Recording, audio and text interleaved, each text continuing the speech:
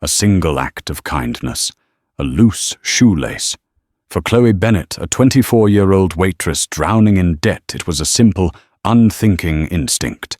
For the man watching from a few feet away, the notoriously reclusive billionaire Alexander Davenport, it was a calculated threat. He saw a performance, a carefully staged moment, designed to trap him. He decided to turn the tables to spring a trap of his own.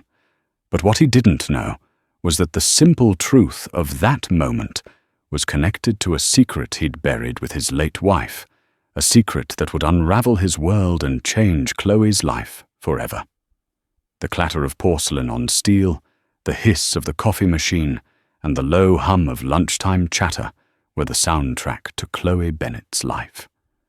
The Bluebird Diner with its cracked red vinyl booths and the perpetual scent of grease and bleach was her stage, her battlefield, and her prison. Every smile she offered was a shield against the exhaustion clawing at her bones. Every refilled coffee cup was a tiny step toward the mountain of bills waiting for her at her tiny apartment. Today, the mountain felt particularly high. A letter from the specialist's office was tucked into her purse, its sharp edges a constant reminder of her younger sister Sophie. The experimental treatment Sophie needed wasn't a luxury. It was a last hope, and its cost was astronomical. A figure so large Chloe couldn't even properly visualize it. It was just a black hole, threatening to swallow everything. Bennet Table 4 needs a check, and the old timers in the corner are running low on decaf, barked Gary, the diner's owner, his voice a gravelly mix of impatience and begrudging affection. On it, Chloe called back, forcing a brightness into her tone she didn't feel. Table 4 was a quiet man in a flawlessly tailored suit, the kind you rarely saw at the Bluebird. He stared out the window, a cold, unapproachable aura surrounding him like a force field. Opposite him, a small boy, maybe 7 or 8 years old, listlessly pushed green beans around his plate. The boy's silence was heavy, his shoulders slumped. He had his father's dark hair and serious eyes, but they were clouded with a sadness that seemed too big for his small frame. Chloe had seen them a few times over the past month. They never spoke much. The man would order for them both a grilled cheese for the boy, a black coffee for himself, and they would sit in a bubble of quiet tension. Chloe printed their check and walked over. "Will there be anything else for you, gentlemen, today?" she asked, placing the slip of paper discreetly on the edge of the table. The man, Alexander Davenport, though Chloe only knew him as the quiet suit, didn't even look at her. He simply gave a slight, almost imperceptible shake of his head. The boy Noah fidgeted his foot, catching on the leg of the table. As he shifted, he stumbled, lurching forward.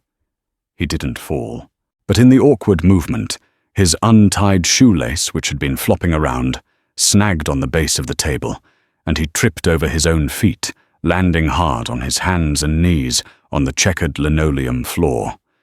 A few patrons glanced over.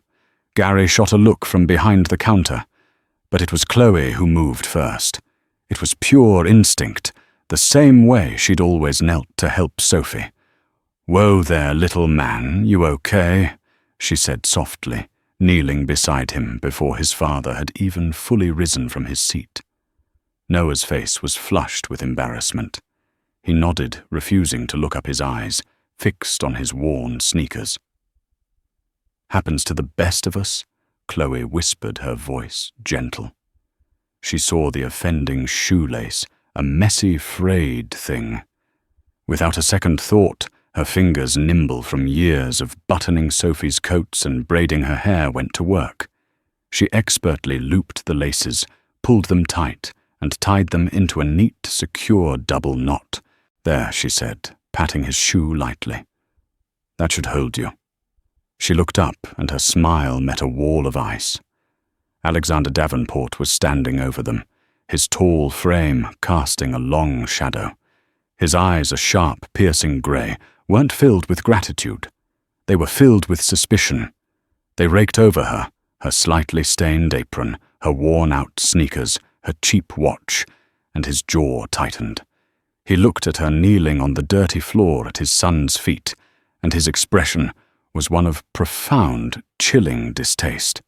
He reached into his pocket, pulled out a thick money clip, and peeled off a crisp $100 bill. He didn't offer it. He dropped it. The bill fluttered down, landing on the floor next to Chloe's hand.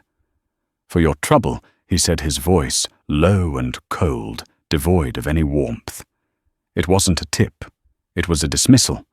A payment for a service rendered a transaction meant to sever any connection. Chloe stared at the bill, then up at his face. The humiliation was a hot flash that prickled her skin. He thought she'd done it for money. He thought her simple act of kindness was a performance, a grimy bid for a handout from the rich man. She felt her own exhaustion curdle into a quiet anger. Slowly she got to her feet, brushing off her knees. She looked him directly in the eye, her own gaze unwavering. "That won't be necessary," she said, her voice steady despite the tremor in her hands. "I don't charge for kindness." She turned, picked up their check and the cash he'd left on the table for the meal, and walked back to the register, her back straight, her head held high. She could feel his eyes on her, a heavy, judgmental weight. When she risked a glance back, he was staring at her, his expression unreadable before taking Noah's hand and leaving the diner without another word. The $100 bill remained on the floor, a stark, white insult on the black and white tiles. The next day was a carbon copy of the one before, exhausting, relentless, and financially suffocating. The specialist's office had called again that morning, a polite but firm voice reminding Chloe about the pending payment for Sophie's next round of consultations. The politeness made it worse, somehow, a velvet glove around an iron fist. Chloe had promised the money was coming, a lie that tasted like ash in her mouth. She was in the middle of the frantic dinner rush, balancing 3 plates on her left arm when Gary yelled her name. Bennett phone. A phone call at work was rare and almost never good news. Her heart hammered against her ribs. Sophie. It had to be about Sophie. Had something happened? She practically threw the plates onto their respective tables and rushed to the greasy phone behind the counter, wiping her sweating palm on her apron. "Hello, Bluebird Diner," she said, her voice breathless. "Am I speaking with Ms. Chloe Bennett?" The voice on the other end was female professional, and so crisp it could have cut glass. "Yes, this is she. My name is Jennifer Allen. I am the executive assistant to Mr. Alexander Davenport, CEO of Davenport Industries. Mr. Davenport requests your presence at his office tomorrow morning at 10 o'clock sharp." Chloe froze, her knuckles white on the receiver. Alexander Davenport. The man from the diner. The cold eyes, the dropped $100 bill. Why on earth would he want to see her? A wave of anxiety washed over her. Was he going to complain about her?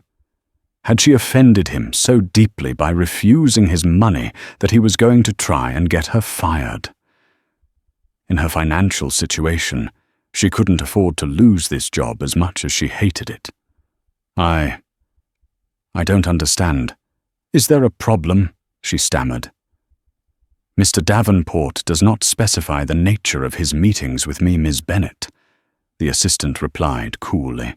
"A car will be waiting for you outside your apartment building at 9:30. Please be prompt. He does not tolerate tardiness." Before Chloe could ask another question, the line went dead. She stood there, phone in hand, the chaotic sounds of the diner fading into a dull roar in her ears. A car, Davenport Industries. It was a name she knew from the news, a global conglomerate involved in tech finance and real estate. It was a world away from sticky syrup and burnt coffee. Panic began to set in. What was she supposed to wear? All she owned were her waitress uniforms and a collection of faded jeans and worn-out sweaters. What could a man like that possibly want with a person like her? The most logical explanation was the worst one. He was powerful. Maybe he thought she was planning something, that her kneeling to tie his son's shoe was the first step in some elaborate scheme. The thought was so absurd, it was almost laughable, but his reaction in the diner had been anything but amused. He had looked at her like she was vermin. She spent the rest of her shift in a daze, her movements automatic. Her mind raced, replaying the scene over and over. The fall, the shoelace, his eyes, the $100 bill on the floor. Maybe this was his way of finishing the transaction, a formal, intimidating summons to his corporate fortress, to put her in her place, to warn her away from him and his son. That night, sleep offered no escape. She dreamt of towering glass buildings with no doors, and of running through endless corridors while a cold voice called her name. She woke up tired, her nerves frayed, the sense of dread a physical weight on her chest. She chose her best and only pair of black slacks, a simple white blouse she'd ironed 3 times, and a cardigan to hide a tiny coffee stain that would never fully wash out. Looking in the cracked mirror of her bathroom, she saw not a scheming gold digger, but a terrified young woman trying to hold her life together with tape and prayers.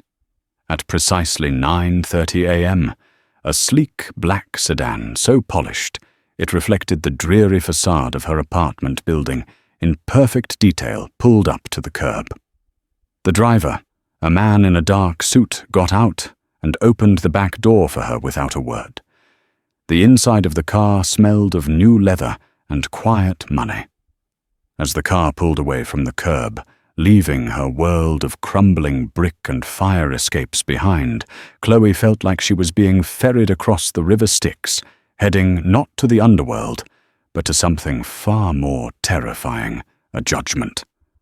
The Davenport Industries Tower was a shard of smoked glass and steel that pierced the sky, a monument to a level of power Chloe could barely comprehend.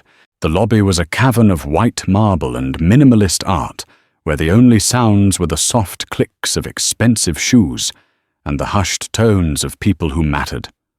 Chloe, in her 5-year-old cardigan, felt like a ghost haunting a palace. Jennifer Allen, the voice from the phone, met her at the reception desk. She was as crisp and severe as she sounded, dressed in a grey suit that probably cost more than Chloe's rent for the year. She led Chloe through a maze of glass-walled offices to a private elevator that whisked them silently to the top floor. The CEO's office was less an office and more a panorama. 3 walls were floor-to-ceiling windows, offering a godlike view of the city below. The desk was a vast expanse of dark, polished wood, completely clear except for a single sleek monitor. Alexander Davenport was not there. Instead, seated in one of the leather chairs facing the desk, was a woman who looked to be in her late 40s. She had the same dark hair as Alexander, but her features were sharper, her expression colder. She was impeccably dressed, a string of pearls at her throat, her posture ramrod straight. Standing near the window was a stoic man in a suit, Mr. Peterson, who introduced himself as the head of Davenport's personal security. "Miss Bennett." "Thank you for coming," the woman said, her voice laced with an aristocratic condescension that made Chloe's skin crawl. "I am Genevieve Davenport, Alexander's sister." She didn't offer to shake hands. She gestured to the chair opposite her. It felt like an interrogation room. "My brother is a very private man." Genevieve began, her eyes scrutinizing Chloe from head to toe. "He values his family's security and privacy above all else. I'm sure you can understand that." Chloe simply nodded, her throat too dry to speak. "We ran a background check on you, of course," Genevieve continued as if discussing the weather. "Chloe Bennett, 24, orphaned at 16, became legal guardian to your younger sister Sophie, dropped out of community college nursing program 2 years ago, a string of low-wage jobs, currently employed at the Bluebird Diner, significant medical debt associated with your sister's condition, chronic myeloid leukemia. Each fact was laid out like an indictment, a piece of evidence in a trial Chloe didn't know she was a part of. She felt violated, her life stripped bare and examined under a hostile microscope. "What is this about?" Chloe finally managed to ask, her voice barely a whisper. "It's about what happened yesterday at the diner," Genevieve said, her tone sharpening. "A very public, very convenient display of kindness toward my nephew Noah. The implication was clear and ugly. It wasn't a display," Chloe said, a spark of defiance cutting through her fear. "Your nephew fell. I tied his shoe. That's all that happened." Mr. Peterson spoke for the first time, his voice a flat monotone. "Our preliminary investigation shows you have served Mr. Davenport and his son on 3 prior occasions. You were aware of who he was." "I wasn't," Chloe shot back, her voice gaining strength. "I knew he was quiet and wore a nice suit. I don't follow the stock market, I follow my tables. I had no idea who he was until your phone call." Genevieve exchanged a look with Peterson, a look of shared skepticism. "Be that as it may, your interaction with Noah has presented us with a unique situation. My nephew has been very quiet and withdrawn since his mother passed away 2 years ago. He rarely speaks to strangers. Yet since yesterday he has mentioned you. He called you the kind lady." Chloe was taken aback. The sad little boy had remembered her. "Alexander feels," Genevieve said the word, "feels," dripping with disdain, "that Noah might benefit from a stable, positive presence in his life. A companion. Someone to take him to the park, to help with his schoolwork. Someone outside the sterile environment of hired staff." Chloe stared at her confused. "Are you offering me a job?" "It is less of an offer and more of a probationary trial," Genevieve corrected her swiftly. "You would be hired as Noah's companion. The position comes with a generous salary and accommodation at the Davenport estate. All of your sister's current and future medical expenses would be covered in full by the Davenport Family Foundation." The air left Chloe's lungs. It was an impossible, life-altering proposition. Everything she had been praying for a solution to the financial nightmare that kept her awake every night laid out before her. Sophie's treatment, a way out of the diner. It was a miracle. But the look in Genevieve's eyes told her it wasn't a miracle. It was a cage. "There are conditions, of course," Genevieve added, her voice turning to steel. "You will sign an ironclad non-disclosure agreement. You will not speak of the Davenport family to anyone. Your background will be under continuous review. You will have no private life to speak of while in our employ. You will be watched, Ms. Bennett, every moment. And at the first sign of any impropriety, any hint that our suspicions about you are correct, you will be dismissed without a penny, and we will ensure through our extensive legal resources that you regret ever crossing our path." She leaned forward, her eyes like chips of flint. "My brother sees a potential asset for his son. I see a potential threat, a calculated opportunist who staged a scene to prey on a grieving child and his father. This job is a test. We are giving you enough rope, Ms. Bennett. It is up to you whether you use it to build a bridge or to hang yourself. So what is your answer?" Chloe's mind was a whirlwind of terror and desperate hope. They were dangling her sister's life in front of her, but the price was her own. They didn't trust her. They despised her. They were inviting her into their home as a suspect, not an employee. But the image of Sophie's pale, tired face flashed in her mind, the thought of the specialist's bills of her own crushing despair. She had no choice. She was a mouse, and they were offering a piece of cheese inside a beautifully gilded trap. "I accept," Chloe said the words, feeling like a surrender.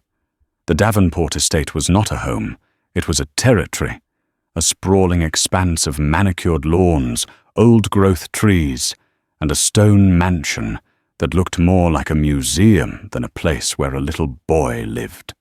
Chloe's new room was in a separate wing from the family, larger than her entire apartment, with a private bathroom and a window overlooking a garden so perfect it seemed unreal. But the opulence was cold, the silence unnerving.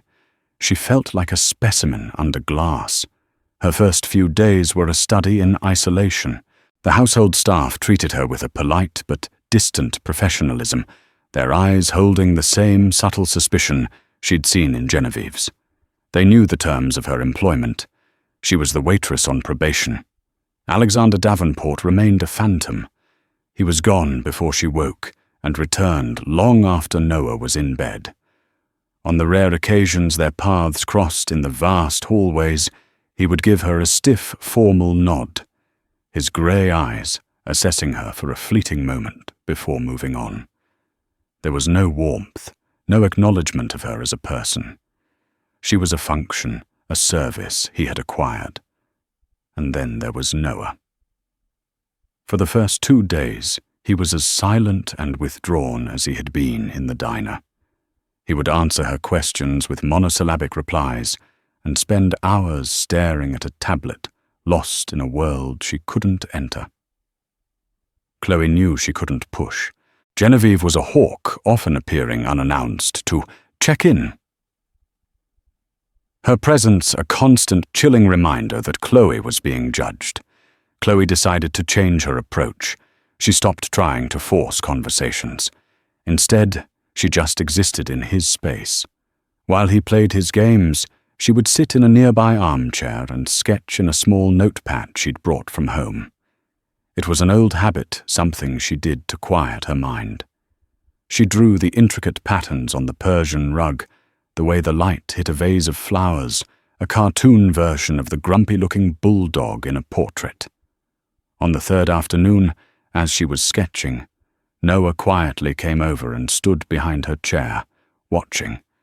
She didn't stop, didn't even look up, just kept her pencil moving. "What's that?" he finally whispered, his voice small. "It's supposed to be a griffin," she said, shading in a wing. "But I think his beak is a little crooked. He looks more surprised than fierce." Noah let out a tiny giggle. It was the first time she had heard him make a sound of happiness. "Can you draw a dragon?" he asked. "I can try," she said, flipping to a new page. "What kind of dragon? A big scary one with smoke coming out of his nose, or a friendly one who tells bad jokes?" "A friendly one," Noah said immediately, "with a shield." Over the next few hours they created an entire world on paper. A friendly dragon named Sparky, who was afraid of mice, and his brave knight companion, Sir Reginald, who was really just Noah in a suit of armor, made of pots and pans. For the first time, Noah talked. He told her about the video games he liked, about his favorite superhero, about a dream he'd had. Chloe listened, asked questions, and drew. In that sun-drenched library, surrounded by the silent, imposing wealth of the Davenports, a small, fragile bridge was being built. The breakthrough came a week later. Chloe was in the kitchen trying to coax the Stern family chef, Mrs. Gable, into letting her make a simple grilled cheese for Noah's lunch. "The boy needs proper nutrition, not diner food," Mrs. Gable sniffed. "It's his favorite," Chloe insisted gently. "Sometimes comfort is more important than nutrition." Suddenly, a vase on a nearby console table wobbled and crashed to the marble floor, shattering into 1,000 pieces. Genevieve stood there, her face a mask of fury. "This is a priceless Ming Dynasty artifact," she shrieked, pointing a trembling finger at Chloe. "You clumsy, careless girl, I knew it. I knew you didn't belong here." Chloe was frozen. She had been standing 10 feet away. She hadn't touched it. But Noah, who had been coming into the kitchen behind Genevieve, burst into tears. "It was me!" he cried out, his little body shaking. "I bumped the table, Aunt Genevieve. I did it. It was an accident." Genevieve's fury faltered her gaze, shifting from Chloe to Noah. She was momentarily speechless. Chloe immediately went to Noah, kneeling in front of him, ignoring the shattered porcelain and the furious woman. "Hey, it's okay," she said softly, just as she had in the diner. It was an accident. Accidents happen. The most important thing is that you're not hurt. And you told the truth. That was very brave. She hugged the crying boy. Over his shoulder she saw Alexander Davenport standing in the doorway. He had come home early. He had seen the whole thing, his sister's accusation, his son's confession, and Chloe's reaction. His face was a stone mask, completely unreadable. He looked at the shattered vase, at his sister's shocked face, at his son clinging to the waitress, and then his eyes met Chloe's. For the first time, she didn't see suspicion. She saw a flicker of something else, confusion, perhaps, and for a brief, terrifying moment, something that looked like respect. The incident with the vase marked a subtle shift in the household's chilly atmosphere. Genevieve became more withdrawn, her animosity now laced with a grudging silence. Alexander started coming home earlier, occasionally joining Chloe and Noah in the library for a few minutes before retreating to his study. He rarely spoke to Chloe directly, but she felt his gaze on her more often, no longer just assessing, but watching, observing. The true change was in Noah. The small bridge between them had solidified into a bond of genuine affection and trust. He chatted away to her, held her hand when they walked in the garden, and even started showing her his mother's old picture books. In one of them, tucked inside, was a faded photograph of a smiling woman with warm eyes, holding a much younger Noah. It was Laura Davenport. Seeing her happy face sent a pang of sadness through Chloe for the boy who had lost her. Chloe's life had found a strange, precarious rhythm. During the day, she was in a gilded cage, caring for a sad little boy. At night, she'd call Sophie, her voice bright with forced cheerfulness, assuring her that everything was fine, that the money for the treatments was secure. She never told her the truth about her bizarre job, framing it as a simple, well-paying nanny position. The lie was a necessary armor. The past, however, has a nasty habit of refusing to stay buried. Her ex-boyfriend, Derek, was a chapter of her life she had slammed shut and tried to burn. They had dated for a year during her time at community college, before his charm had curdled into a possessive resentment, fueled by a gambling addiction he'd hidden from her.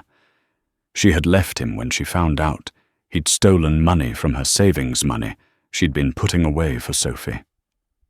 One evening, Chloe used her designated hour of personal time to go to a pharmacy in town to pick up a few things. As she was leaving, a voice called her name. A voice that made her blood run cold. Chloe Bennett. "Wow, look at you." Derek was leaning against a wall thinner than she remembered, with a desperate, hungry look in his eyes. He was dressed in the same worn leather jacket, but it looked shabbier now, a size too big for his frame. "Derek," she said, her voice tight. "What are you doing here?" "I heard things," he said with a smirk, pushing himself off the wall and walking toward her. People talk. Little Waitress from the Bluebird suddenly disappears. Next thing you know, she's seen getting into a fancy car that belongs to Davenport Industries. Put two and two together. You hit the jackpot, didn't you? "I don't know what you're talking about," Chloe said, clutching her purse and trying to walk past him. He blocked her path, his smirk widening. "Oh, I think you do. A big, rich, lonely billionaire. It's the oldest story in the book." I gotta hand it to you. I never thought you had it in you. Get out of my way, Derek. His face hardened. Look, I'm in a bit of a jam. Some guys I owe, they're not very patient.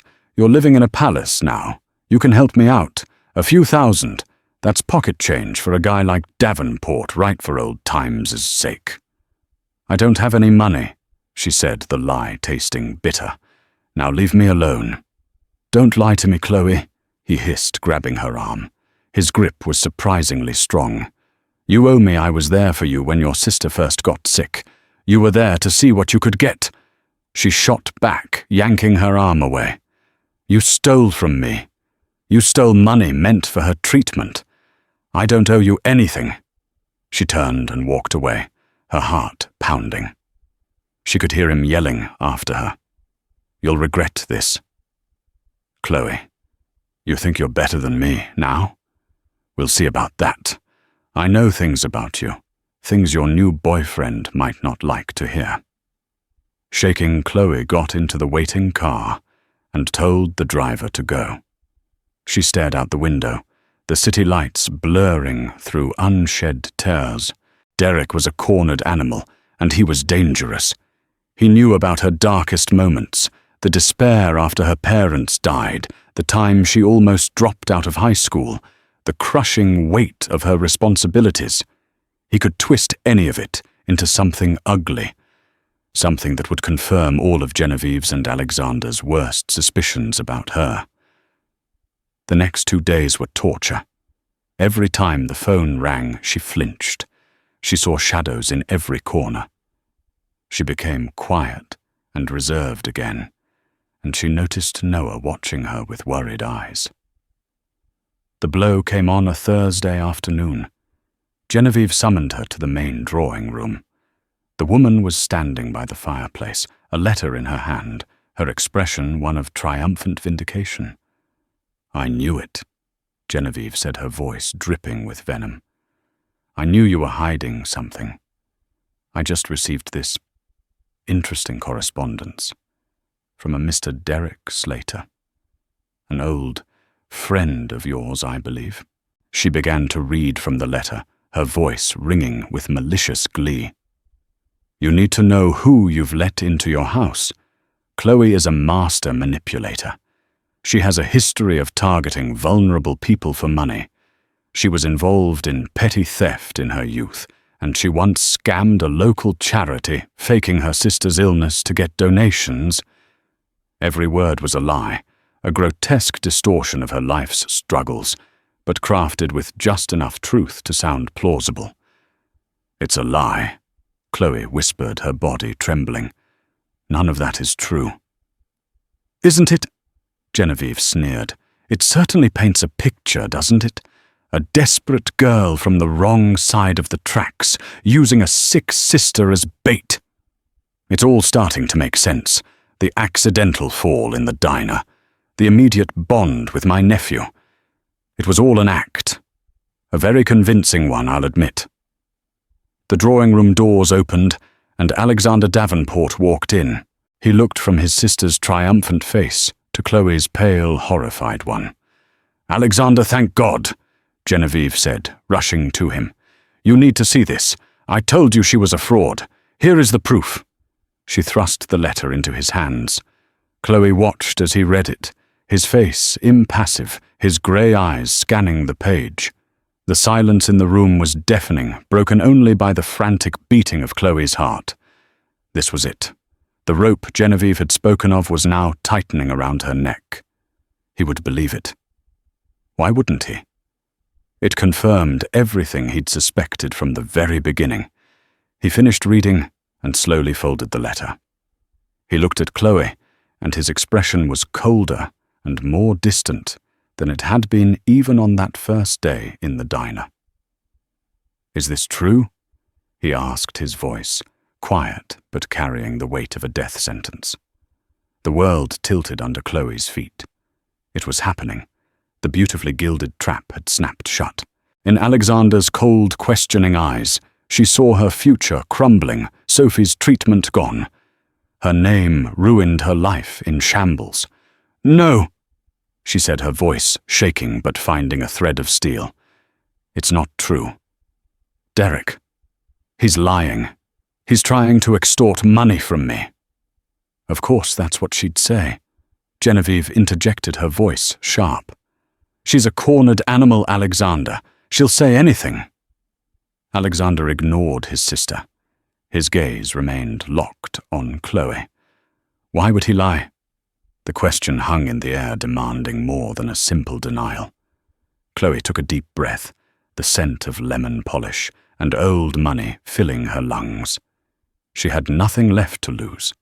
The quiet dignity she had clung to was no longer enough. The truth was all she had left. Because I wouldn't give him money, she said, her voice growing stronger. He found me a few days ago. He's in debt gambling again. He thought because I worked for you, I had access to your money. When I refused, he threatened me. He said he would ruin me.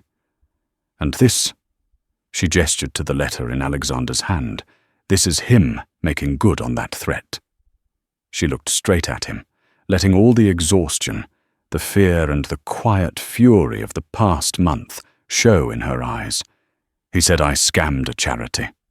The only charity I ever dealt with was the hospital administrator begging them for a payment plan. He said I faked Sophie's illness. I have a stack of medical files a foot high that I would gladly show you. He said I have a history of theft. Yes, I do. Once. When I was 17 and Sophie needed a medication we couldn't afford, I stole a loaf of bread and a bottle of children's Tylenol from a convenience store. I was caught, and I spent a night in a holding cell. I paid for it, and I have never stolen another thing in my life. Your background check must have been very thorough if it missed that. Tears she hadn't realized were forming began to stream down her face, hot and angry. You think I staged everything? You think I have the time or the energy to orchestrate some grand scheme to trick you? My life is a constant, desperate scramble to keep my sister alive. That day in the diner, I saw a little boy fall down. That's it. A little boy with sad eyes who needed his shoe tied. It wasn't a plan. It was an instinct. It's the only thing I know how to do, take care of people. She was sobbing now, the raw, unfiltered pain of her life pouring out of her. So go ahead. Fire me. Throw me out. I don't care anymore. But you should know that you're not just firing a waitress you don't trust. You're taking away the only hope my sister has. She turned to leave, unable to bear the weight of their judgment for another second. Wait, Alexander said. His voice was different. The ice was gone, replaced by something else. Something complicated. As Chloe had been speaking, her hands had been twisting the hem of her old worn cardigan, the same one she had worn on her first day. In her agitation, she pulled at a loose thread near the pocket, and a small object pinned to the inside lining for safekeeping glinted in the light. It was a small enamel pin shaped like a bluebird. Faded and slightly chipped, it had been a gift from a customer at the diner years ago, an elderly woman who had told her it was for all her quiet kindness. Chloe had treasured it. Alexander's eyes, which had been fixed on her face, dropped to the pin. He froze. His blood ran cold. The impassive mask he wore so well cracked, and for the first time, Chloe saw raw, unguarded emotion on his face. Shock, disbelief, and a dawning, gut-wrenching pain. He took a step toward her, his hand slightly outstretched. Where did you get that pin?" he asked, his voice a choked whisper. Chloe looked down at the pin, confused by his sudden, intense reaction. "A customer gave it to me. Years ago. An old lady. She used to come into the diner a lot. She said it was for quiet kindness." Alexander finished her sentence, his voice cracking. He looked as if he'd seen a ghost. Genevieve stared at her brother, baffled by his behavior. "Alexander, what is it?" "It's just a tacky piece of metal." He didn't hear her. He was staring at the pin, but seeing something else entirely. He was seeing his wife Laura sitting at her jewelry bench in her private studio, a place no one had entered since her death. He was seeing her carefully crafting a dozen small enamel bluebird pins. He had asked her what they were for. "They're for my anonymous angels," she had told him with a smile. "People I see in the world who do good things when no one is watching. A nurse who holds a patient's hand. A teacher who stays late. A waitress in a little diner who is always so gentle with her tired sister on the phone. They're my little secret thank yous to the world." His wife had loved the Bluebird Diner. She would dress down in simple clothes without her security or driver and go there to feel normal to escape the gilded cage of her life. She had told him about it, about the people she watched. She had mentioned a young waitress struggling to care for a sick sister who nonetheless had a smile and a kind word for everyone. It couldn't be. "The woman who gave you this," Alexander said, his voice strained. "What did she look like?" "She was lovely," Chloe said, trying to remember through her tears. "She had warm eyes, a kind smile, brown hair with a little grey in it. She always wore a simple scarf, even indoors." Alexander stumbled back, putting a hand on the mantelpiece to steady himself. It was Laura. It was his Laura. His wife had seen Chloe. His wife had recognized her goodness years ago. The very quality he had mistaken for a threat his wife had seen as a virtue worth celebrating. The kindness wasn't a performance for him. It was an innate part of who she was. He looked at the letter from Derek, then at Chloe's tear-streaked, honest face, and finally at the little bluebird pin. The world reconfigured itself before his eyes. He hadn't been testing a potential con artist. He had been persecuting the very sort of person his wife had cherished.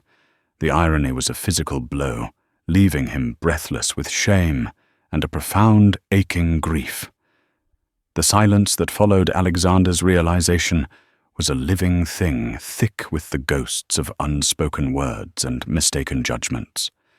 Genevieve, for the first time in her life, seemed truly speechless, her face a mask of utter bewilderment. She watched her brother's carefully constructed composure shatter like the Ming vase, revealing the grieving man he had hidden for 2 long years. He looked at Chloe, and in that moment he wasn't just seeing her. He was seeing her through his wife's eyes, and the shame of his blindness was a visible weight on his shoulders.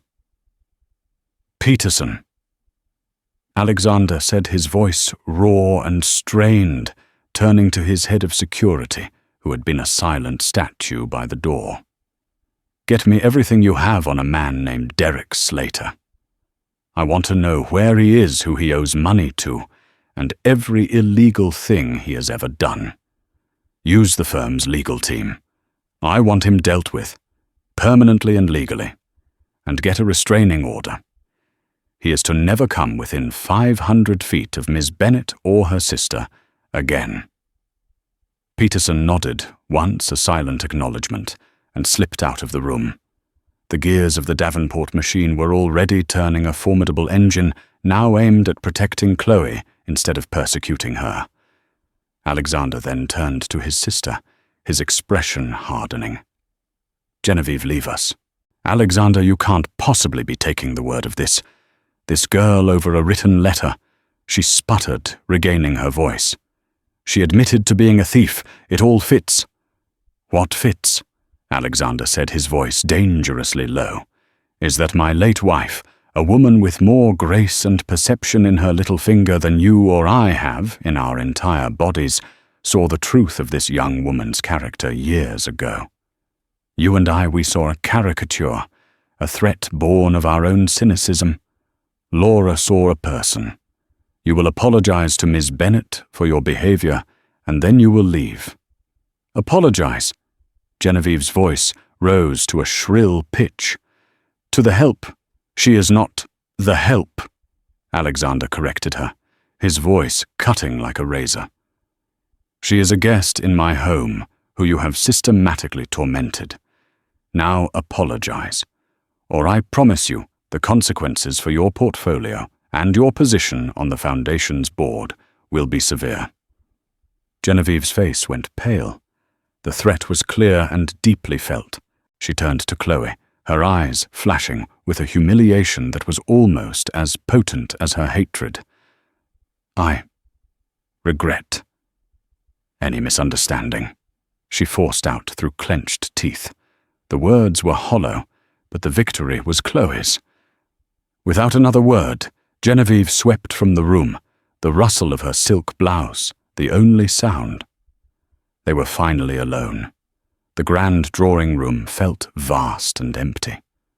Chloe stood by the door, emotionally scoured her hand, still protectively covering the small pin on her cardigan.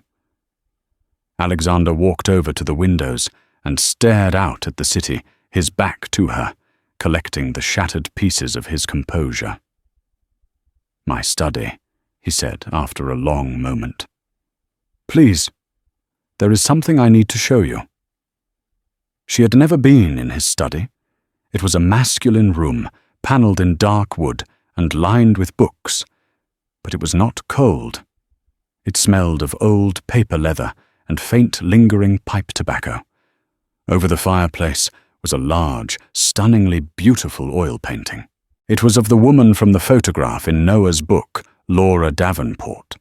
She was painted in a garden, her smile so radiant it seemed to warm the entire room. She was the heart of this family, Alexander said, his voice quiet. The heart of me. When she was gone, the world lost its color. I put up walls. I started to see threats everywhere, especially to Noah. The world is full of people who want something from the Davenport name. I taught myself to see the worst in everyone, because it felt safer than being hurt again. He turned to face her, and his eyes, clear of all suspicion, were filled with a deep, profound remorse. She loved that diner. It was her escape from this life. She called it her real-world window. She would tell me stories about the people she met, never by name. She told me about a waitress who was working herself to the bone for her sister, but who always had a gentle word for a lonely old woman in a corner booth. "Laura saw your strength, your kindness, long before I ever met you." That pin was her way of acknowledging it. She made them herself in a little studio upstairs. He walked over to his massive desk and unlocked a drawer. He pulled out a small velvet-lined box. Inside were 3 more bluebird pins, identical to Chloe's. "She never got to give these ones out," he whispered. He closed the box and looked at her. His guilt laid bare. "When I saw you on the floor of that diner, I didn't see kindness. I saw a threat. I was so profoundly, horribly wrong. I brought you into my home under false pretenses, subjected you to suspicion, and allowed my sister to treat you with contempt. I put you through hell all because I was too blind and too broken to see the good person my own wife had already found. Can you ever forgive me?" Chloe took a shaky breath. The apology was so sincere, so complete, it disarmed all the anger and fear she had been holding on to. "Grief makes people see things that aren't there," she said softly, her own experience with loss giving her an unexpected empathy for this powerful broken man. "I forgive you." A visible wave of relief washed over his face. "I am not just offering you a job anymore, Chloe," he said, his voice firm with new purpose. "I am asking for your help. Noah, he hasn't been this happy since before his mother died. You've brought light back into his life, into this house. I want you to stay. Not as a companion on probation, but as a friend, as part of this family, if you'll have us." He gestured to a chair, and for the first time she sat in his study. He picked up the phone, his movements decisive. He made a call, his conversation brief and direct. He put it on speaker. "Dr. Levine's office, this is Anya." "This is Alexander Davenport. I was told the doctor was expecting my call." "Yes, Mr. Davenport, one moment." A new voice, warm and professional, came on the line. "Dr. Levine. Doctor, thank you for taking my call. I have a case I would like you to take on personally. A young woman named Sophie Bennett, CML. Her files are being sent to you as we speak. I want her to have the best. Whatever it takes, the Davenport Foundation will be covering all costs." There was a brief pause. "Mr. Davenport, I am familiar with the new trial protocols. If her markers are what I expect, we have a very strong chance of putting her into full long-term remission. We can have her here for preliminary consultations by the end of the week." Chloe listened, her hand flying to her mouth. Full long-term remission. Words she had only dreamed of. The weight of 1,000 sleepless nights, the black hole of debt and fear that had been her constant companion, simply vanished. Tears streamed down her face, but for the first time in years, they were tears of pure, unadulterated joy. The next morning, the entire mansion felt different. The air was lighter. When Chloe came down for breakfast, the staff, who had always been professionally distant, greeted her with genuine warmth. Mrs. Gable, the stern chef, met her with a real smile. "Good morning, Chloe. I was thinking of making croissants today. I could show you how if you like." The shift was seismic.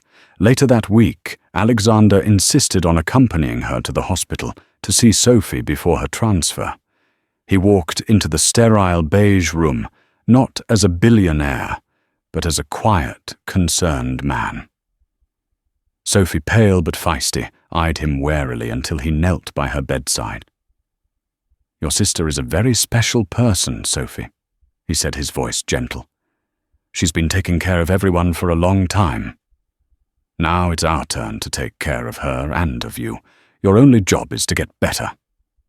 We'll handle the rest." He then handed Sophie a brand new tablet, preloaded with games and movies, to make the time go faster. Sophie's wary expression dissolved into a child's wide-eyed grin. Chloe watched, her heart full to bursting. Life settled into a new, wonderful rhythm. The mansion, once a cold palace, became a home. One rainy Saturday, Chloe decided to thank Mrs. Gable by baking her signature chocolate chip cookies. Noah insisted on helping, and soon the grand stainless steel kitchen was dusted with flour and filled with the shrieks and giggles of a little boy with batter on his nose. Alexander, drawn by the commotion, stood in the doorway, watching with a soft smile. He eventually rolled up the sleeves of his expensive shirt and joined in, proving to be surprisingly clumsy with a whisk. As they sat at the kitchen island eating warm, gooey cookies, Alexander looked at Chloe. "Laura told me you dreamed of opening your own bakery one day." Chloe was stunned he knew that. "It was just a silly dream." "It's not silly," he said firmly. "Talent like this shouldn't be a dream. When Sophie is well and things are settled, I want to be your first investor, your business partner. We'll find the perfect location." It wasn't a handout, it was a vote of confidence, an offer of a future she would build herself with his support. Months later, they were in the garden at sunset. Sophie's treatment was going remarkably well, and she was in partial remission, her laughter on their nightly video calls growing stronger each day. Noah was chasing a firefly on the lawn, his own laughter carefree and pure. Chloe was on a bench, her sketchbook open but forgotten on her lap. Alexander sat down beside her.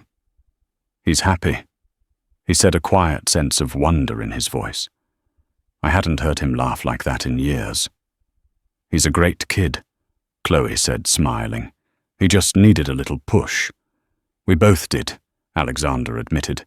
He looked at her, his grey eyes clear and warm in the golden light. That day in the diner, I dropped $100 bill on the floor. I thought it was the end of a transaction.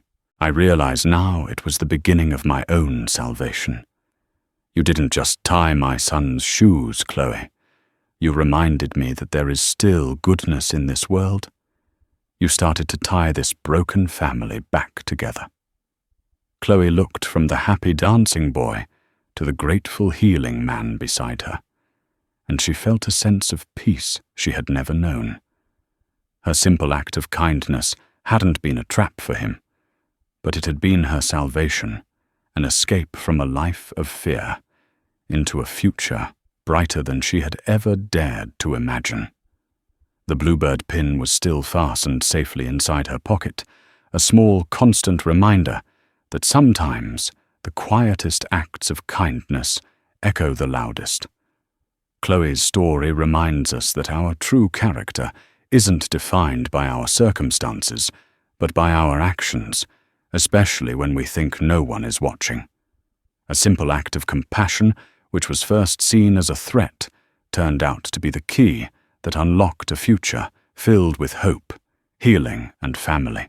It shows that behind the cold walls of wealth and power, hearts can still be reached, and that prejudice and suspicion can be overcome by the undeniable truth of a person's goodness. It's a powerful lesson that kindness is never wasted. Even if it's misunderstood, at first, its value will always eventually shine through.